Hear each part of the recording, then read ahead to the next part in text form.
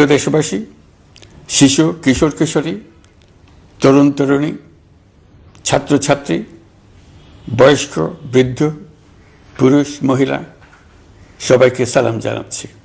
আসসালামু আলাইকুম। শুরুতেই স্মরণ করছি মুক্তিযুদ্ধের লাখো লাখো শহীদ এবং গত জুলাই আগস্ট মাসে ফ্যাসিবাদের বিরুদ্ধে ছাত্র শ্রমিক জনতার অভ্যুত্থানে নিহত সকল শহীদকে। সবাইকে জানাচ্ছি আমার সশ্রদ্ধ সালাম ও গভীর শ্রদ্ধা। আরও স্মরণ করছি তাদের, ফ্যাসিবাদী শক্তির বিরুদ্ধে লড়াই করে যারা আহত হয়েছে, পঙ্গুত্ব বরণ করেছে, চোখের দৃষ্টি হারিয়েছে, যারা 9 দফা নিয়ে দাঁড়িয়েছে, যারা 1 দফা নিয়ে দাঁড়িয়েছে, যারা দেশকে এক হিংস্র স্বৈরাচারের হাত থেকে বাঁচিয়েছে। কৃতজ্ঞ চিত্তে স্মরণ করছি আপনাদের ভাই বোনদের, আপনাদের সন্তানদের, যারা এই বিপ্লবে অংশগ্রহণ করেছে। আমরা অন্তর্বর্তীকালীন সরকারের প্রথম 100 দিন অতিক্রম করলাম। আপনারা জানেন কি কঠিন এক পরিস্থিতিতে আমাদের দায়িত্ব গ্রহণ করতে হয়েছে। ছাত্র শ্রমিক জনতার অভূতপূর্ব গণ অভ্যুত্থানের পর ফ্যাসিস্ট সরকার প্রধান পালিয়ে গেলে দেশ সরকার শূন্য হয় সাময়িকভাবে। পুলিশ প্রশাসন এ সময় সম্পূর্ণ নিষ্ক্রিয় হয়ে পড়লে উদ্বেগজনক এক পরিস্থিতির সৃষ্টি হয়। স্বৈরশাসনে বিপর্যস্ত এই দেশকে আমাদের সবাইকে মিলে পুনর্গঠন করতে হচ্ছে। জুলাই আগস্ট বিপ্লবের পর আমরা এমন একটি দেশ হাতে পেয়েছি যার সর্বত্র ছিল বিশৃঙ্খলা। স্বৈরশাসন টিকিয়ে রাখতে আইন শৃঙ্খলা বাহিনীকে জনগণের মুখোমুখি দাঁড় করিয়ে দেওয়া হয়েছিল। বিপ্লব চলাকালে প্রায় 1,500 ছাত্র শ্রমিক জনতার শহীদী মৃত্যু হয়। আমাদের সরকার প্রতিটি মৃত্যুর তথ্য অত্যন্ত যত্নের সাথে জোগাড় করছে। এই বিপ্লবে আহত হয়েছে 19,931 জন। আহতদের জন্য ঢাকার 13টি হাসপাতাল সহ বিভিন্ন বিশেষায়িত হাসপাতালে চিকিৎসার ব্যবস্থা করা হয়েছে। প্রতিদিনই তালিকায় আরও নতুন নতুন শহীদের তথ্য যোগ হচ্ছে, যারা স্বৈরাচারের আক্রোশের শিকার হয়ে এই পৃথিবী ছেড়ে চলে গেছেন। প্রতিটি হত্যার বিচার আমরা করবই। জুলাই আগস্ট হত্যাকাণ্ডের বিচারের যে উদ্যোগ আমরা নিয়েছি তার কাজও বেশ ভালোভাবে এগিয়ে যাচ্ছে। পতিত স্বৈরাচার শেখ হাসিনাকেও আমরা ভারতের কাছ থেকে ফেরত চাইব। কেবল জুলাই আগস্ট হত্যাকাণ্ডই নয়, আমরা গত 15 বছরে সব অপকর্মের বিচার করব। অসংখ্য মানুষ গুম হয়েছে, খুন হয়েছে। এই সময় আমরা গুমের তদন্তে একটা কমিশন গঠন করেছি। কমিশন প্রধান আমাকে জানিয়েছেন অক্টোবর পর্যন্ত তারা 1600 গুমের তথ্য পেয়েছেন।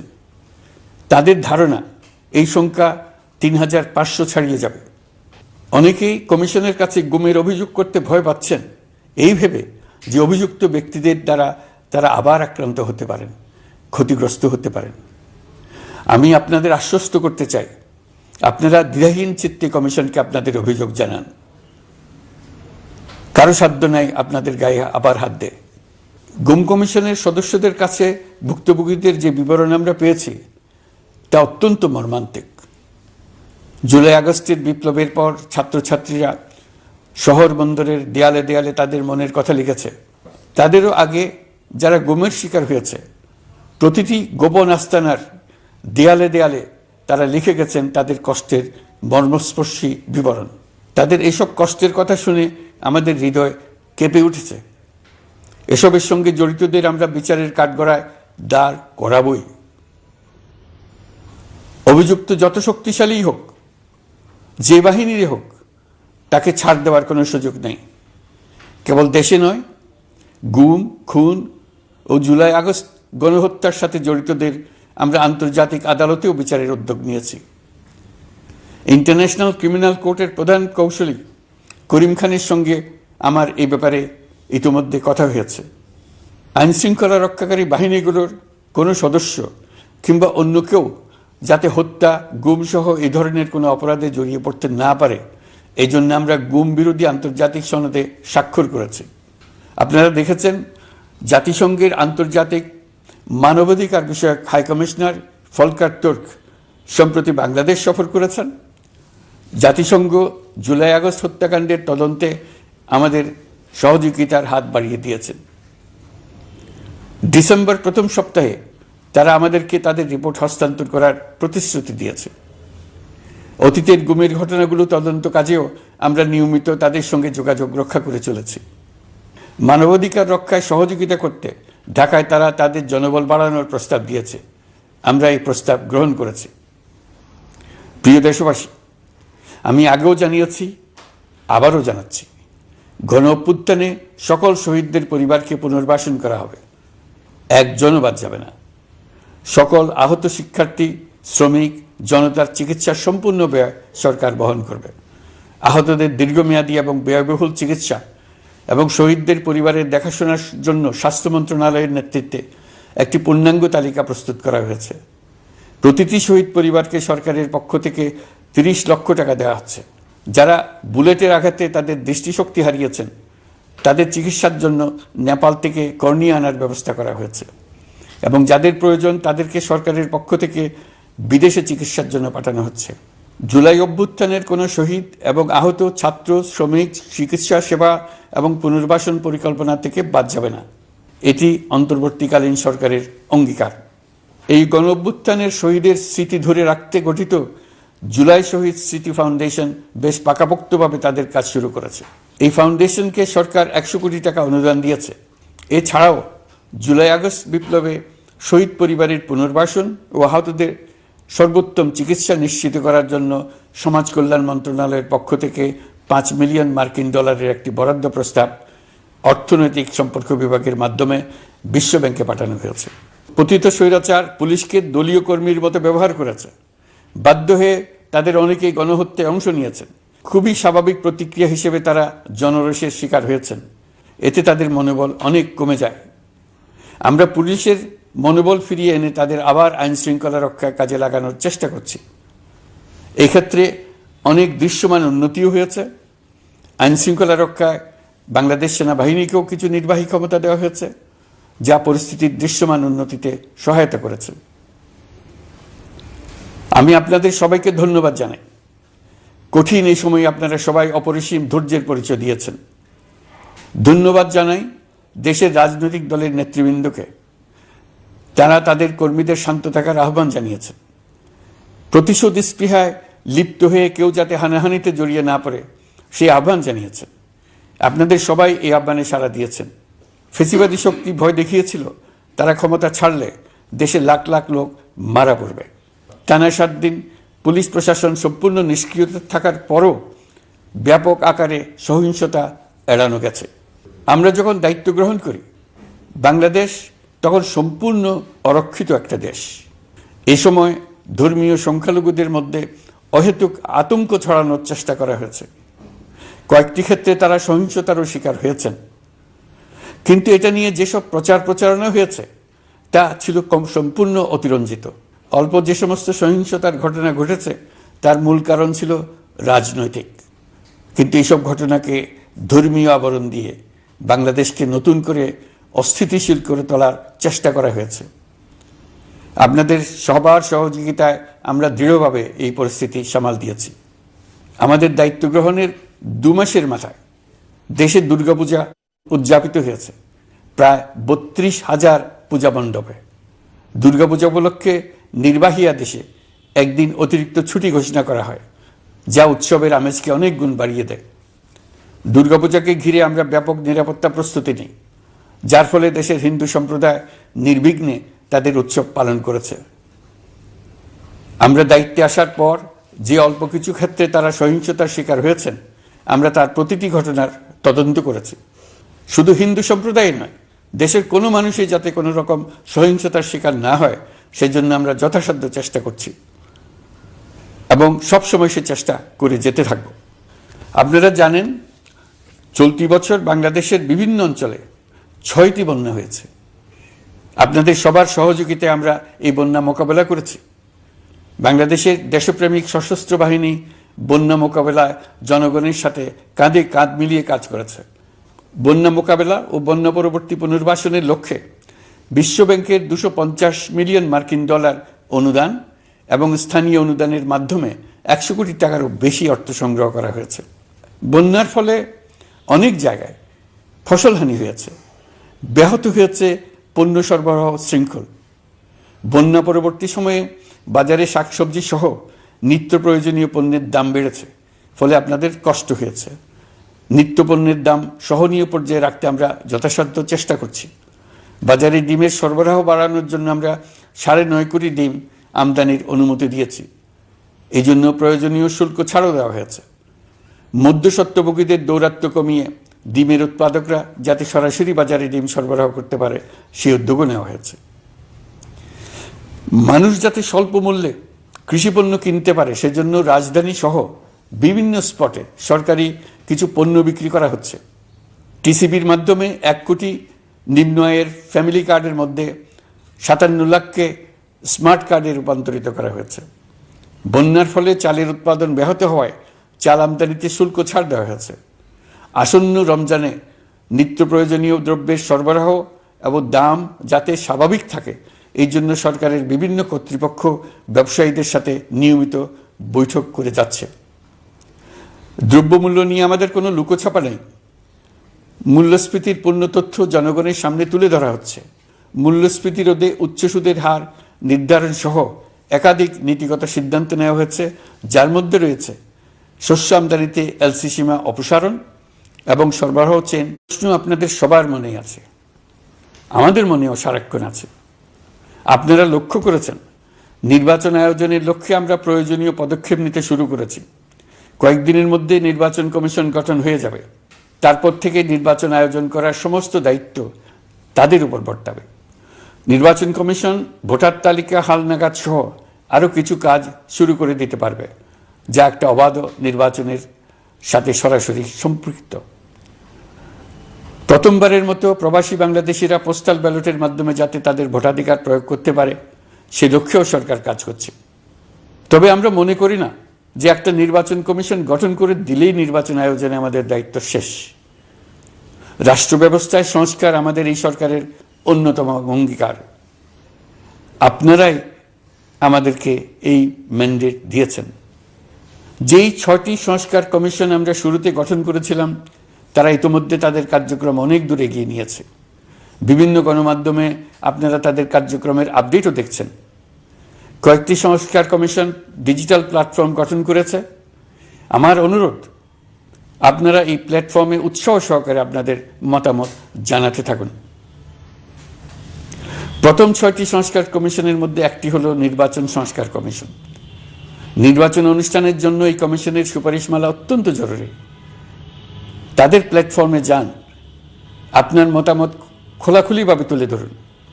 আপনি দেশের মালিক, আপনি বলে দিন আপনি কি চান, কিভাবে চান।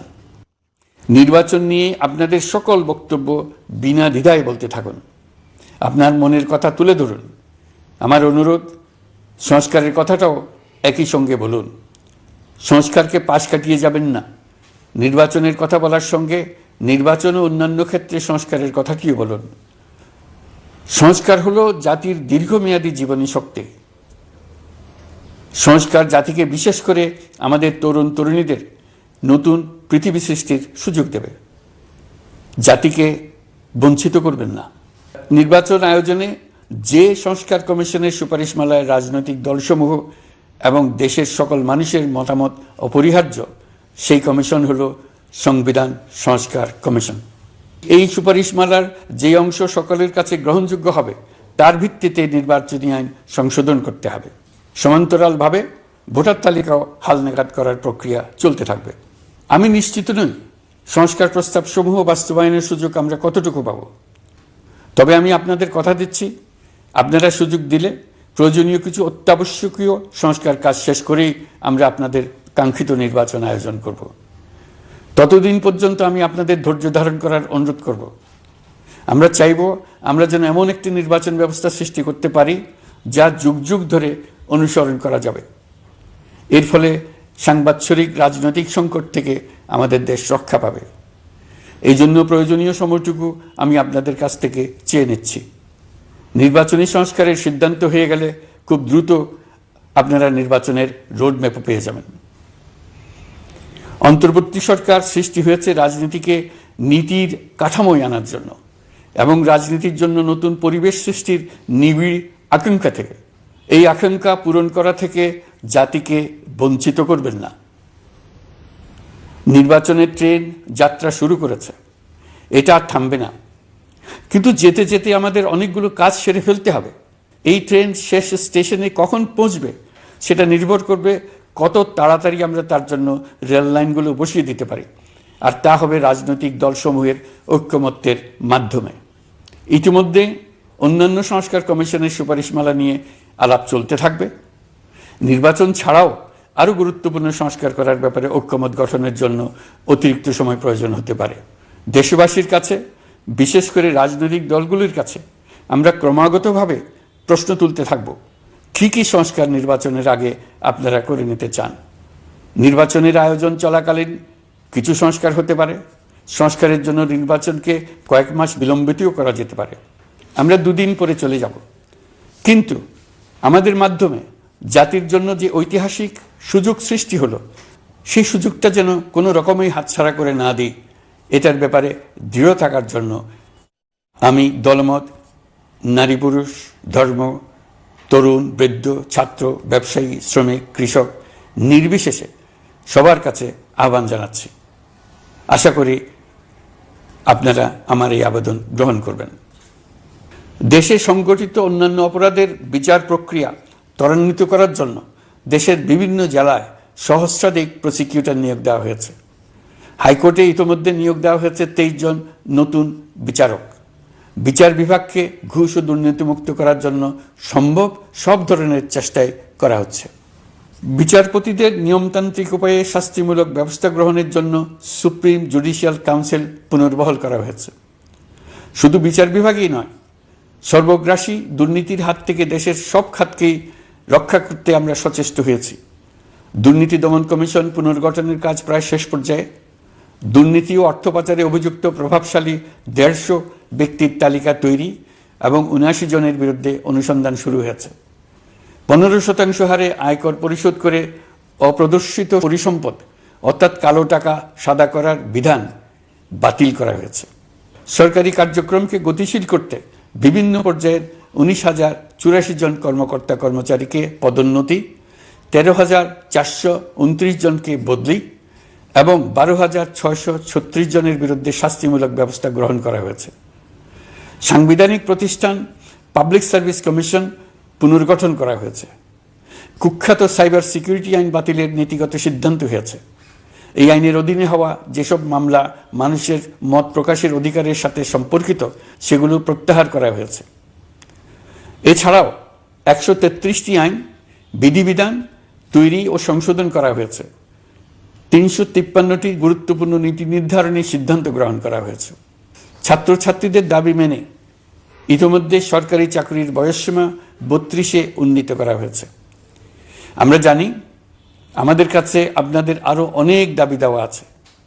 দীর্ঘদিনের অপশাসন, অত্যাচার, অনাচারের ফলে আপনাদের মনে অনেক ক্ষোভ পঞ্জীভূত হয়েছে। দেশে বাক স্বাধীনতা না থাকায় আমরা কেউ আমাদের মতামত, দাবি দাওয়া প্রকাশ করতে পারিনি। আমরা আপনাদের প্রতিটি দাবির প্রতি সহানুভূতিশীল। আমরা ধৈর্য সহকারে আপনাদের কথা শুনতে চাই, কিন্তু সেজন্য আপনারা সড়ক অবরোধ করে জনদুর্ভোগ সৃষ্টি করলে আমাদের সকলেরই অসুবিধা হয়। আমাদের একান্ত অনুরোধ, আপনারা নির্দিষ্ট চ্যানেল মেনটেন করে আপনাদের দাবি দেওয়া পেশ করবেন। আমাদের বৃহৎ রপ্তানি পণ্য গার্মেন্টস শিল্পে গত কিছুদিন ব্যাপক অস্থিরতা বিরাজ করছে। ফ্যাসিস্ট সরকারের সুবিধাভোগী বেশ কিছু গার্মেন্টস মালিক পালিয়ে যাওয়ায় শ্রমিকদের বেতন ভাতা নিয়ে অনিশ্চয়তা তৈরি হয়েছে। অন্য অনেক কারখানাও শ্রমিকদের ন্যায্য বেতন সহ অন্যান্য সুবিধা থেকে বঞ্চিত ছিল। শ্রমিকরা তাদের দীর্ঘদিনের বঞ্চনার প্রতিবাদ জানাতে এবং অনিশ্চয়তা থেকে মুক্তি পেতে রাস্তায় নেমে আসে। আমরা তাদের কথা শুনেছি, তাদের আলোচনার টেবিলে নিয়ে আসতে পেরেছি। আমরা অত্যন্ত আনন্দিত যে মালিক শ্রমিকের মধ্যে 18 দফার একটা ব্যাপক ভিত্তিক চুক্তি স্বাক্ষরিত হয়েছে। বড় ধরনের কোনো সহিংসতা ছাড়াই আমরা শ্রমিক অসন্তোষ নিরসন করতে পেরেছি। তারা আবার উৎপাদনে ফিরেছে। এতে প্রাণ ফিরে পেয়েছে বাংলাদেশের রপ্তানিমুখী এই শিল্প। নানা প্রতিকূলতা সত্ত্বেও অক্টোবর মাসে আমাদের রপ্তানিতে প্রবৃদ্ধি হয়েছে প্রায় 21%। আমরা যখন কাজ শুরু করেছি দেশের অর্থনীতি ছিল বিপর্যস্ত, বৈদেশিক মুদ্রার রিজার্ভ ছিল তলানিতে। আসার কথা, এই রিজার্ভ পরিস্থিতি এখন উন্নতির পথে। গত 3 মাসে রিজার্ভে কোনো রকম হাত না দিয়েই আমরা প্রায় $2 বিলিয়ন বৈদেশিক ঋণ শোধ করতে পেরেছি। জ্বালানি তেল আমদানিতে পুঞ্জীভূত বকেয়ার পরিমাণ $478 মিলিয়ন হতে কমিয়ে $160 মিলিয়ন আনতে পেরেছি। অর্থনীতি পুনরুদ্ধারে আমরা সর্বাত্মক চেষ্টা চালিয়ে যাচ্ছি। বিশ্বব্যাংক, IMF সহ বিভিন্ন দাতা সংস্থা ইতিমধ্যে ঋণ ও অনুদান হিসেবে $8 বিলিয়ন দেওয়ার প্রতিশ্রুতি দিয়েছে, যা আমাদের ভঙ্গুর অর্থনীতিকে সচল করতে সক্ষম হবে।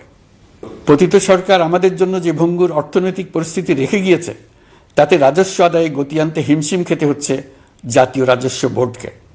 এর মধ্যেও জুলাইয়ের নেতিবাচক অবস্থা থেকে অক্টোবর নাগাদ রাজস্ব আদায়ে 9.9% প্রবৃদ্ধি অর্জিত হয়েছে। আগের অর্থ বছরের সংশোধিত বাজেটে বিপুল রাজস্ব ঘাটতি ছিল, যে কারণে এবার শুরু থেকেই রাজস্ব আদায়ের লক্ষ্যমাত্রা অনেক বেড়ে যায়। এর ফলে স্বৈরাচার পতনের পরবর্তী 3 মাসে 9.9% রাজস্ব বৃদ্ধির পরেও লক্ষ্যমাত্রার বিপরীতে 23%-এর বেশি ঘাটতি থেকে যায়। রাজস্ব আদায়ের গতি আনতে আমি এখন অনলাইনে আয়কর রিটার্ন জমা দিতে উৎসাহিত করছি। আন্তর্জাতিক সাহায্য সংস্থা, বিশ্বব্যাংক, IMF, UNDP ইত্যাদি প্রধানদের সঙ্গে আমার দীর্ঘ বৈঠক হয়েছে। তারাও বাংলাদেশকে নতুনভাবে এবং সর্বাত্মকভাবে সাহায্যের জন্য তাদের আগ্রহ ব্যক্ত করেছেন।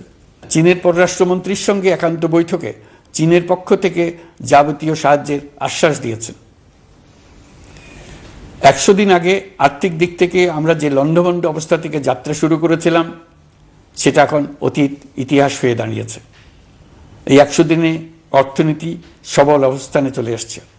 এটা সম্পূর্ণ নিজস্ব নীতিমালা দিয়ে হয়েছে। বলা বাহুল্য, এখনো আমাদের বন্ধুদের কাছ থেকে যে সাহায্যের আয়োজন হয়েছে তা আসা শুরু করেনি।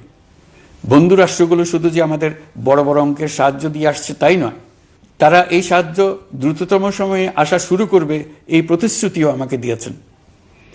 এই সাহায্য আসা শুরু করলে আমাদের অর্থনীতি অত্যন্ত মজবুত এবং আকর্ষণীয় অর্থনীতিতে পরিণত হবে। বিদেশি বিনিয়োগকারীরাও নানা রকম বিনিয়োগে উৎসাহিত হয়ে এগিয়ে আসবে। বিনিয়োগকারীদের সঙ্গে এখন থেকে আমরা আলোচনা শুরু করে দিয়েছি। বিশ্বের রাষ্ট্রপুঞ্জের মজলিসে আমরা এখন সম্মানিত এবং প্রশংসিত দেশের অবস্থানে পৌঁছতে পেরেছি। এর কারণে পরাজিত শক্তি নানা কৌশল করেও তাদের দিকে দৃষ্টি আকর্ষণ করতে পারছে না। তারা নানা চেহারা নিয়ে আপনাদের প্রিয়পাত্র হবার চেষ্টা করছে। পরাজিত শক্তির ষড়যন্ত্র থেকে নিজেকে মুক্ত রাখুন, দেশকে মুক্ত রাখুন। এই ব্যাপারে অনড় থাকুন। এমন কিছু করবেন না যা তাদেরকে উৎসাহিত করতে সাহায্য করে। তাদেরকে সকল দিক থেকে নিরাশ করুন। সেটা নিশ্চিত করতে পারলে আমাদের আর কোনো বিষয়ে সংশয় করার প্রয়োজন নেই। সরকারের পক্ষ থেকে আমি নিশ্চয়তা দিচ্ছি, সকল প্রকার সীমাবদ্ধতা সত্ত্বেও আমরা আপনাদেরকে একটা মজবুত অর্থনীতি দিয়ে যাব। ভবিষ্যতে চলার পথকে সহজগম্য করে যাব। নাগরিক অধিকারসমূহ নিশ্চিত করে যাব। বিপক্ষ শক্তি যত শক্তিশালী হোক, নাশকতার যত রকম উদ্ভট পরিকল্পনাই করুক, সব কিছু নস্যাৎ করার জন্য প্রস্তুত থাকুন। এবার যে মুক্তি আমরা অর্জন করেছি তা আমাদের কাছ থেকে কেউ যেন ছিনিয়ে নিতে না পারে, তার জন্য সর্বমুহূর্তে প্রস্তুত থাকুন। আপনারা জেনেছেন, পতিত সরকার ও তার দোসররা প্রতি বছর দেশ থেকে $12 থেকে $15 বিলিয়ন পাচার করেছে। দুর্নীতি বিরোধী সংস্থা ট্রান্সপারেন্সি ইন্টারন্যাশনাল বাংলাদেশ সম্প্রতি এই তথ্য দিয়েছে। পাচার হয়ে যাওয়া এই অর্থ ফিরিয়ে আনার জন্য সম্ভব সকল ধরনের উদ্যোগ আমরা গ্রহণ করেছি। এই কাজে সফল হতে পারলে আমাদের অর্থনীতি আরও গতি পাবে। এই কাজে আমরা বিভিন্ন আন্তর্জাতিক সাহায্য সংস্থার সাহায্য দিচ্ছি। আমি ধন্যবাদ জানাতে চাই বিশ্ব নেতৃবৃন্দকেও। বাংলাদেশের এই সংকটময় সময়ে তারা প্রায় সবাই সহযোগিতার হাত বাড়িয়ে দিয়েছেন। আমি যখন সেপ্টেম্বরে জাতিসংঘের সাধারণ পরিষদের অধিবেশনে যোগ দিই, সে সময় মার্কিন যুক্তরাষ্ট্র, European union, Canada, Italy, Holland, জাতিসংঘের মহাসচিব সহ বিশ্বের অনেক দেশের সরকার প্রধানের সঙ্গে আমার বৈঠক করার সুযোগ হয়। তারা স্বতঃস্ফূর্তভাবে আমাদের প্রতি সর্বাত্মক সহযোগিতা প্রদানের অঙ্গীকার ব্যক্ত করেছেন। নেপাল, মালদ্বীপ, পাকিস্তান সহ প্রতিবেশী বেশ কয়েকটি দেশের সরকার প্রধানের সঙ্গে আমার বৈঠক হয়েছে, যেখানে আমি সার্ককে পুনর্জীবিত করার কথা বলেছি। দেশে ফিরে আসার পর এসব দেশের রাষ্ট্রদূতগণ যারা ঢাকায় আছেন শতপ্রবৃত্ত হয়ে আমার সঙ্গে দেখা করে তাদের সরকার প্রধানদের অঙ্গীকার পুনর্ব্যক্ত করে গেছেন। তারা সম্পূর্ণ নতুনভাবে আমাদের জন্য সহায়তার নতুন ছক তৈরি করার কাজ শুরু করেছেন। যেসব রাষ্ট্রদূত দিল্লিতে অফিস করেন তারা দিল্লি থেকে এসে দেখা করে গেছে। ইউরোপিয়ান ইউনিয়নের 20 দেশের 20 জন রাষ্ট্রদূত দিল্লিতে থাকেন, 7 দেশের 7 রাষ্ট্রদূত ঢাকায় আছেন। দিল্লি থেকে একসঙ্গে 20 জন রাষ্ট্রদূত সহ মোট 27 রাষ্ট্রদূত সমবেতভাবে আমার সঙ্গে বৈঠক করার জন্য আগামী কয়েকদিনের মধ্যে ঢাকায় আসছেন। আগে কখনো ইউরোপিয়ান ইউনিয়নের 27 জন রাষ্ট্রদূত একত্র হয়ে সরকারের সঙ্গে আলোচনায় বসেনি। দিল্লি থেকে এই বিশাল সংখ্যক রাষ্ট্রদূত একসঙ্গে বৈঠক করার জন্য কোনোদিন আসেনি। এবার এই কাজটি করার পেছনে আছে ইউরোপিয়ান ইউনিয়নের সমর্থন প্রকাশ করা এবং অর্থনৈতিক ক্ষেত্রে উচ্চ পর্যায়ের সহযোগিতা গড়ে তোলা। ইতিমধ্যে আমার সঙ্গে দেখা করেছেন সৌদি আরব, সংযুক্ত আরব আমিরাত, ব্রাজিল, তুরস্ক, রাশিয়া, ফিনল্যান্ড, সিঙ্গাপুর, লিবিয়া সহ অনেক দেশের রাষ্ট্রদূত। দ্বিপাক্ষিক নানা সহযোগিতা সহ বাণিজ্য বিনিয়োগ বৃদ্ধির আশ্বাস তারা দিয়েছেন। আমরা প্রবাসী বাংলাদেশিদেরও বেসরকারি খাতে বিনিয়োগ করার জন্য আহ্বান জানাচ্ছি। বাংলাদেশের অর্থনৈতিক উন্নয়নে তরুণদের কর্মসংস্থানের মূলে রয়েছে বেসরকারি খাত। আমাদের বিনিয়োগ বোর্ডের নির্বাহী চেয়ারম্যান 2 শতাধিক বেসরকারি প্রতিষ্ঠানের প্রধান নির্বাহী, উদ্যোক্তা ও বিনিয়োগকারীর সঙ্গে পৃথক পৃথকভাবে বৈঠক করেছেন। নীতির ধারাবাহিকতার অভাব, সরকারি বেসরকারি পর্যায়ে মত বিনিময়ের অভাব, সরকারি অফিসের জটিল প্রক্রিয়া এবং সর্বোপরি দুর্নীতি বিদ্যমান বিনিয়োগকারীদের সমস্যায় ফেলেছে। বিনিয়োগকারীদের উদ্বেগ নিরসনে আমরা অনেকগুলো কাজ করেছি। ইতিমধ্যে সত্যিকারের ওয়ান স্টপ সার্ভিস চালু হয়েছে। বিনিয়োগ সংক্রান্ত চ্যালেঞ্জ সমাধানে আন্তঃমন্ত্রণালয় কমিটি গঠন করা হয়েছে। বেসরকারি খাতের উপদেষ্টা কাউন্সিল ও ডিজিটালাইজেশনের মাধ্যমে সরকারি অফিসে না এসে প্রয়োজনীয় কর্মসম্পাদনের পদক্ষেপ নেওয়া হয়েছে। বিনিয়োগ উন্নয়ন সংস্থা আমাদের অগ্রগতির বিষয়ে সবাইকে মাসিক ভিত্তিতে আপডেট করে যাচ্ছে। আমরা প্রবাসীদের কল্যাণে কাজ করছি। আমার অনুরোধে সংযুক্ত আরব আমিরাত সাজাপ্রাপ্ত 57 জন সহ অন্যান্য বাংলাদেশিকে মুক্তি দিয়েছে। এইসব বাংলাদেশি যাবজ্জীবন কারাবাসের ঝুঁকি নিয়ে ফেসিবাদের বিপক্ষে প্রতিবাদ করেছিল। বাংলাদেশিরা এরকম প্রতিবাদ আরও অনেক দেশেই করেছেন। আমরা তাদের প্রতি কৃতজ্ঞ। কয়েকদিন আগে বাকুতে সংযুক্ত আরব আমিরাতের প্রেসিডেন্ট জনাব শেখ মোহাম্মদ বিন জায়েদ আল নাহিয়ানের সঙ্গে আমার কথা হয়েছে। তাকে বাংলাদেশের পক্ষ থেকে ধন্যবাদ জানিয়েছি। তিনি বলেছেন বাংলাদেশের জন্য যে কোনো সাহায্য লাগলে আমি যেন তাকে জানাই। প্রবাসীদের কল্যাণে আমাদের সরকার সম্ভব সব ধরনের উদ্যোগ গ্রহণ করে যাচ্ছে। আপনারা জানেন মালয়েশিয়ার প্রধানমন্ত্রী আনোয়ার ইব্রাহিম সম্প্রতি বাংলাদেশ সফর করেছেন। 18,000 বাংলাদেশি যারা সব ধরনের আনুষ্ঠানিকতা মেনে চলার পরেও স্বৈরাচারী সরকারের অব্যবস্থাপনার জন্য মালয়েশিয়া যেতে পারেন নাই, তিনি তাদের জন্য মালয়েশিয়ার দ্বার আবার উন্মুক্ত করার আশ্বাস দিয়েছেন। এই লক্ষ্যে আমরা কাজও শুরু করেছি। আপনারা জেনে থাকবেন মালয়েশিয়া আগামী বছর দক্ষিণ পূর্ব এশিয়ার আঞ্চলিক সহযোগিতা সংস্থা আসিয়ানের চেয়ারম্যানের দায়িত্ব নিতে যাচ্ছে। আমরা ইতিমধ্যে আসিয়ানের সদস্য পদের জন্য আবেদন করেছি। মালয়েশিয়ার প্রধানমন্ত্রী আমাদের আবেদন সক্রিয়ভাবে বিবেচনার আশ্বাস দিয়েছেন। একই ধরনের আশ্বাস আমরা পেয়েছি ইন্দোনেশিয়া থেকেও। ইন্দোনেশিয়ার পক্ষ থেকে সে দেশে রাষ্ট্রীয় সফরে যাওয়ার জন্য আমাকে অনুরোধ করেছে। সৌদি আরব সহ বিশ্বের আরও অনেক দেশ আমাদের সঙ্গে সহযোগিতা বৃদ্ধির প্রস্তাব দিয়েছে। প্রথমবারের মতো ওআইসি সদর দপ্তরে আমরা স্থায়ীভাবে রাষ্ট্রদূত নিয়োগ দিয়েছি। তুরস্কের রাষ্ট্রপতি রিসেপ তাইয়েপ এরদোগানের সাথে আগে আমার টেলিফোনে আলাপ হয়েছে। এবার COP29 সম্মেলনে গিয়ে তিনিও তার স্ত্রীর সঙ্গে অত্যন্ত অন্তরঙ্গ পরিবেশে আলোচনা হয়েছে। বাংলাদেশের প্রতি তার বিশেষ সমর্থনের কথা তিনি বারবার প্রকাশ করেছেন। তুরস্কের একটি বাণিজ্য প্রতিনিধি দল ইতিমধ্যে বাংলাদেশ সফর করেছে। তুরস্ক এদেশের সঙ্গে অর্থনৈতিক সম্পর্ক উন্নয়নের জন্য টার্কিশ ইনভেস্টমেন্ট অথরিটি বা তিকা একটি অফিস ঢাকায় স্থাপনের জন্য ঘোষণা দিয়েছে। এর মাধ্যমে তুরস্কের বিনিয়োগ ও বাণিজ্য বৃদ্ধির উদ্যোগ নেওয়া হবে। এ উদ্দেশ্যে চলতি মাসে একটি উচ্চ ক্ষমতা সম্পন্ন দল তুরস্ক থেকে বাংলাদেশে আসছেন। প্রিয় দেশবাসী, নতুন হজ প্যাকেজ ঘোষণা করা হয়েছে।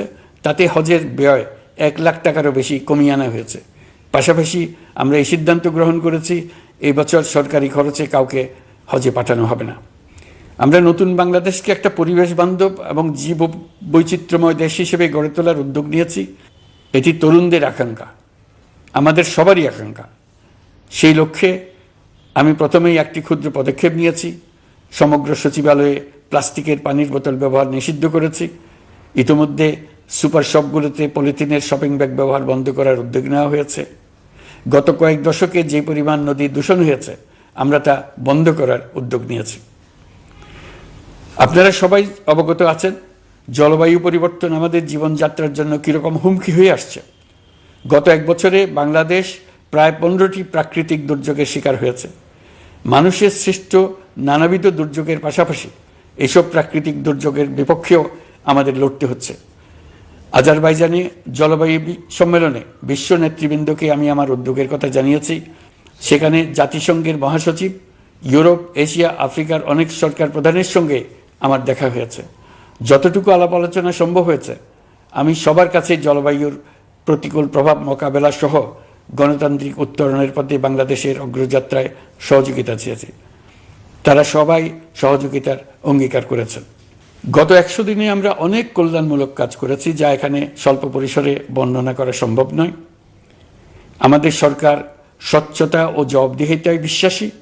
তাই আমি সরকারের সকল মন্ত্রণালয়কে নির্দেশ দিয়েছি তাদের নিজ নিজ কাজের বিস্তারিত বিবরণ নিজেদের ওয়েবসাইট ও সামাজিক যোগাযোগ মাধ্যমে প্রকাশ করার জন্য। আমি আমার দপ্তরকেও বলেছি সরকারের সব কাজের বিবরণ যাতে জনগণ জানতে পারে, এই জন্য যেন প্রয়োজনীয় পদক্ষেপ নেওয়া হয়। এই সরকারকে ব্যর্থ করার জন্য, অকার্যকর করার জন্য বিশাল অর্থে বিশ্বব্যাপী এবং দেশের প্রতিটি স্থানে, প্রতিটি প্রতিষ্ঠানে এক মহাপরিকল্পনা প্রতি মুহূর্তে কার্যকর রয়েছে। তাদের একটি বড় প্রচেষ্টা হচ্ছে আমাদের মধ্যে বিভেদ সৃষ্টি করা। পতিত সরকারের নেতৃবৃন্দ যারা এদেশ থেকে বিপুল পরিমাণ অর্থ পাচার করে নিয়ে গেছে, সেই অর্থে বলিয়ান হয়ে তারা দেশে ফিরে আসার জন্য চেষ্টা করে যাচ্ছে। তাদেরকে কিছুতেই সফল হতে দেবেন না। তারা সফল হওয়া মানে জাতির মৃত্যু, জাতি হিসেবে আমাদের অবসান। সাবধান থাকুন। তাদের সকল হীন প্রচেষ্টাকে আমাদের ঐক্যের মাধ্যমে নস্যাৎ করে দেন, যেভাবে নস্যাৎ করেছিলেন তাদের বন্দুকের গুলিকে, তাদের আয়নাঘরকে, প্রতি পায়ে তাদের অনাচারের শিকলকে। এ ব্যাপারে সবাই একমত থাকুন, ঐক্যবদ্ধ থাকুন। আপনারা সবাই ভালো থাকবেন। দেশের সকল শিশু, কিশোর কিশোরী, তরুণ তরুণী, ছাত্রছাত্রী, বয়স্ক, বৃদ্ধ, পুরুষ, মহিলা সবাইকে আমার সালাম জানাচ্ছি। আসসালামু আলাইকুম। মহান আল্লাহ আমাদের সহায় হন। খুদা হাফেজ।